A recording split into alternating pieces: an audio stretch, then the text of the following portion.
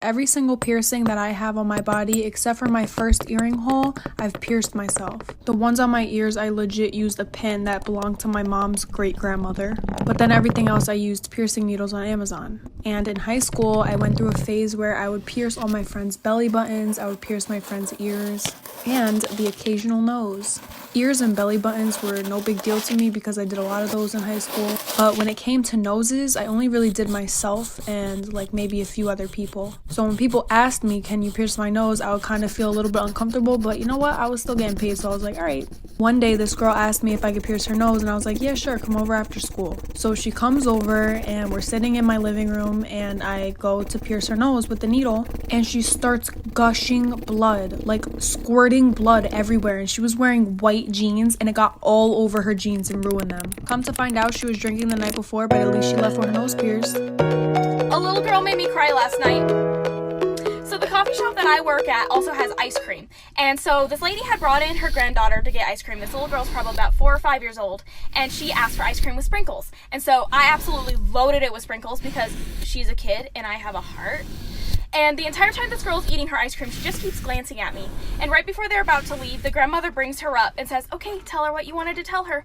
The little girl looks up at me and goes, I think you're a princess. And the grandmother goes, tell her why you think that. And the little girl looks up at me and goes, because you remind me of sunshine. Storytime about how I found out that my boyfriend was trying to get with another girl on Valentine's Day. Okay, there's a lot that goes into this story time, so let me break it down for you real quick. I was a sophomore and my boyfriend and I had been dating for about 4 months now. And he was a junior. Well, there was this girl that he was for some reason obsessed with in his Spanish class. She was a freshman, and I know you're probably thinking, oh, well, how did you know he was obsessed with her? Well, he would Snapchat this girl 24/7. Even his friends told me he was obsessed with her. So I talked to him, and I told him I was uncomfortable with how much he was talking to this girl. And he said, oh, okay, I'm sorry, I'll block her. Now, I didn't ask him to do that, but it made me feel more confident in how he felt about me. Well, Valentine's Day comes around, and we didn't talk all day until he came to pick me up. I wished him a happy Valentine's Day and got left undelivered. So we get to the restaurants and we decide to put our phones at the end of the table so that way we would be more focused on each other. Well, he goes to the bathroom and then I see this name pop up on his phone. Like for part 2. My future mother-in-law is the absolute worst person I've ever met in my life. I'm 30 years old and my boyfriend is 31 and we've been together for 8 months. He's the sweetest and most caring man I've ever met in my life, but the biggest surprise is when I met his mother. I'm a natural redhead, so when we sat down for dinner, she asked me if my parents had the same color hair. And then she proceeds to ask me, does the carpet match the drapes? I looked over to my boyfriend who seemed equally as shocked, but he didn't say anything. And when I didn't respond back, she said, don't worry, I'll ask my son about it later. She then went on to attack my appearance and said my hair was too curly and I really needed to learn how to run a brush through my hair and think about my appearance more when I'm out with her son. And when I lost my appetite, she told me it was a good thing that I'm watching what I eat because it would be a shame if I got any bigger. This was my first meeting with this woman, and as soon as I got into my car, I burst into tears until I got home. I told my boyfriend I needed some time. He went into apology overload, and this started by sending me flowers to my office every day and leaving me messages. He said he spoke with his mom and promised this would never happen again. With this reassurance, I decided to give it another chance. One time I was behind the register at Victoria's Secret. This customer walks in and immediately everybody spots her as a red flag. She's just picking up items, throwing them in her bag, not looking at sizes, not looking at colors. So everybody's like, everyone's on their walkie like, watch this customer, she's coming to the fitting room, she's headed to the cash wrap, somebody get her, check her ID, get her. She has a bag full of stuff, and guess who gets her at the register? Me. So she comes to my register and she dumps out her stuff and we're having a regular conversation. Hi, how are you? Yada, yada, yada. Her total comes up to probably between $700 to $900. It was expensive. My manager is at the register next to me talking to me on the walkie. Ashley, make sure you get that ID. Don't matter what she's using, make sure you get that ID. So I ask her for the ID because she's paying credit. Why do you need to ask for my ID? Just take it, run it. I'm like, no ma'am, I'm sorry, I need your ID for the purchase. She starts to raise her Part 2 about the girl who was obsessed with me. So like I said, she basically told me that those were her nudes, even though I took the pictures and I knew they were mine. But I was like, okay, whatever, I'm not gonna argue with her. Well, then I get a text from my boyfriend. And he goes, what the fuck, you're so weird, why would you send me somebody else's nudes? And I'm just sitting there like, what the fuck? And I tried to explain to him that I had no fucking clue why this girl was saying they were hers. But then he said that it was weird as fuck and he broke up with me. So like a week later, I see them walking around school together. And my friends tell me that they're now dating. And I really wasn't that mad about it. I was like, okay, maybe that's the only way that she could think of to get a boyfriend. Well, I forgot that my Instagram was logged in on his phone because he had super bad trust issues and wanted to make sure I wasn't cheating on him. So I text him and I'm like, hey, can you take my Instagram off your phone? And I saw that he read my text message, but I got no response. Well, a week later, you guys are never gonna guess what fucking happened. Like, My client had cheated on me, but it's okay.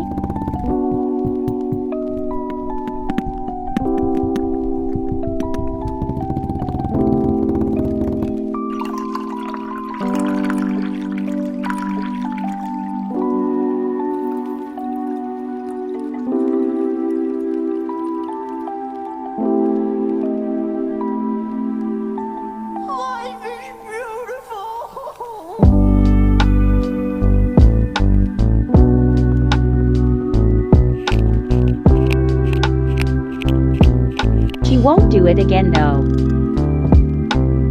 Have y'all heard about the David Dobrik situation? No? Well then let me catch you up on it. This is solely for educational purposes, no hate to anyone involved. What's your Instagram handle? By the way, this is a complicated one. Let's head back to 2017 when the Vlog Squad was doing prank videos. This was back in David Dobrik's old apartment, so it was a while ago. But the prank was being held against Seth, who believed he would be kissing Corinna under a scary face mask.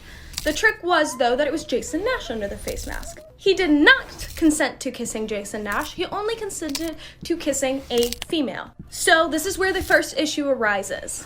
For a good 30 to 40 seconds, he was forced to make out with Jason Nash and thought it was a woman. The Vlog Squad also knew that back home, gay men were not accepted. So they knew that there was a good chance he was going to be very uncomfortable with this and that it could cause issues in his future. However, they played the prank on him and he was uncomfortable, but Seth didn't say anything. Let's jump. So when I was little, my mom took me and my brother to the local pool. I was 12, he was 4. So while my mom and I sunbathed, he played in the kiddie pool.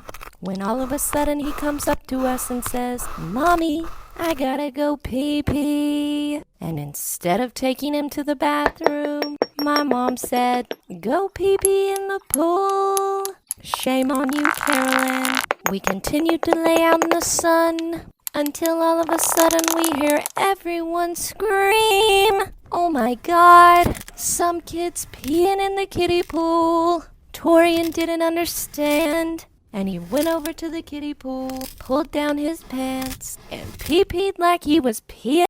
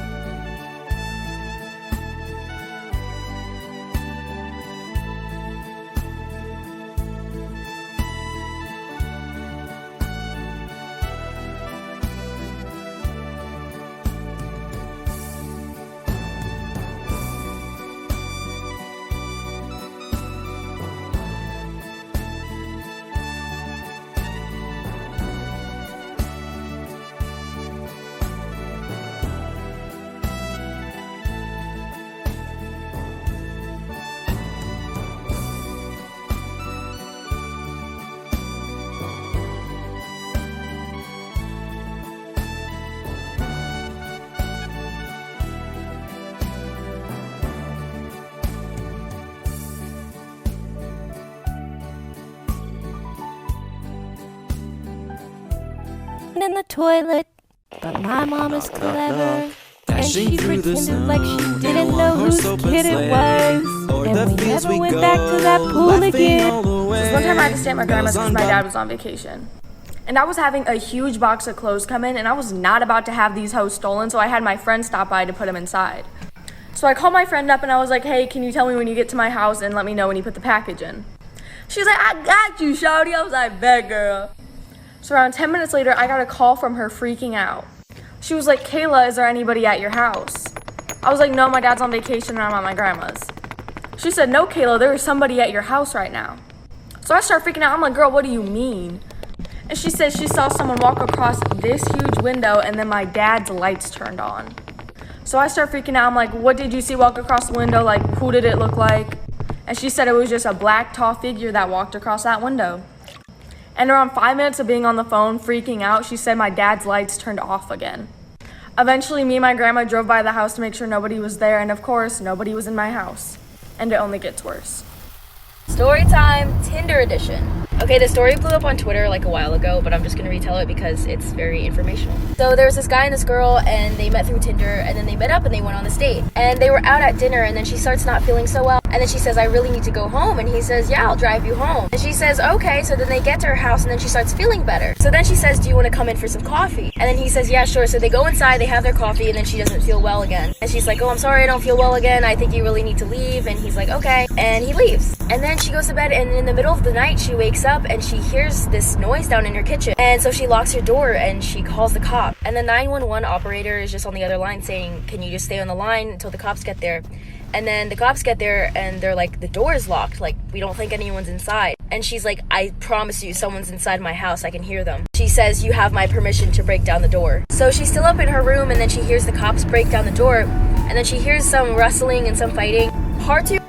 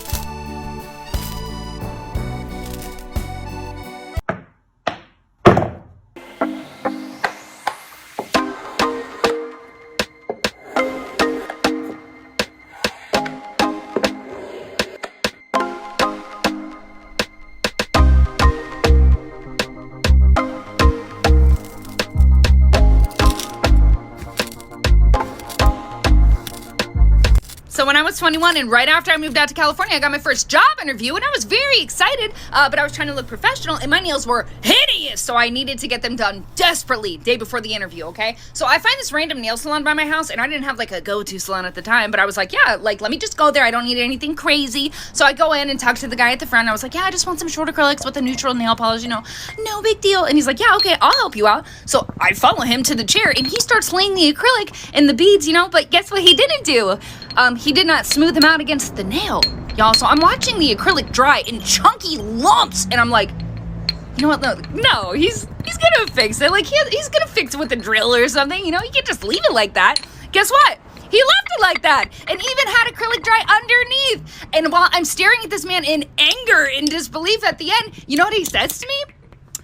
I'm so sorry. I don't actually work here. I'm just helping out today. Yo.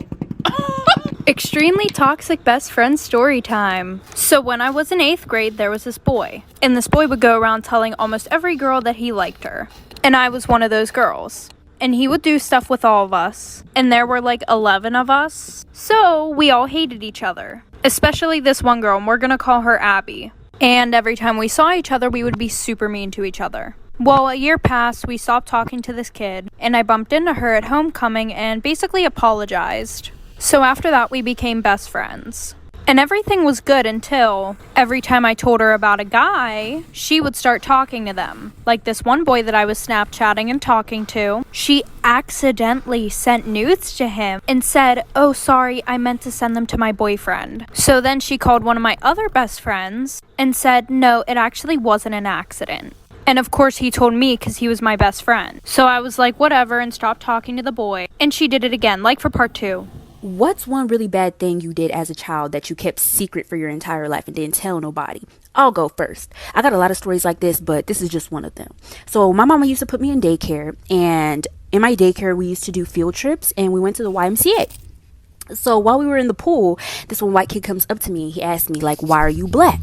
And I was kind of embarrassed, but I wasn't mad at the kid. I was more embarrassed than I was mad. And I told him that my parents painted me every single day. And I was thinking back at the time when I scraped my knee and the skin came off and there was like no blood. It was just bone. But I didn't know that it was bone. I thought that I was just white underneath. So I was like, it's true, like I can peel my skin off and prove it. When I did that, I peeled skin off my finger and it was a lot of skin and I started bleeding really bad. So the water started getting red and the daycare people tried to get everybody out the water like there was something going on. And then once everybody was out of the water, one of the daycare people go, "I'm so sorry, everybody. I lost my tampon. I need to find it." Okay, so what happened was pretty self-explanatory, but I can make a part 2 if you guys want. This is why you should never go scuba diving in a big group. This is a picture of Tom and Eileen Lonergan, and on January 25th, 1998, they had no idea what was about to happen to them. They wanted the chance to scuba dive in the largest coral reef system in the world. So they set sail with 26 other people and went 25 miles away from the coast of Queensland, Australia, which was their original location. Tom and Eileen only thought they'd be going scuba diving for 40 minutes and they'd come back up and then they'd go back to their hotel. So after about 40 minutes, everybody boards the boat and they go back to Queensland. The next day, another group of divers go out to the same location, and one of the divers found dive weights at the bottom of the ocean. They didn't think anything of it until they couldn't find Tom and Eileen. It had been 2 full days until anybody even noticed that they were gone. The people in the group with them just assumed they were out doing stuff or seeing Australia. People wanted to check on them to see if they were okay, so they went to the Lonergan's hotel room, and sitting outside of their door was their luggage. And that is when everybody realized they left them behind, because it had been 2 days and their luggage was untouched. Running out of time.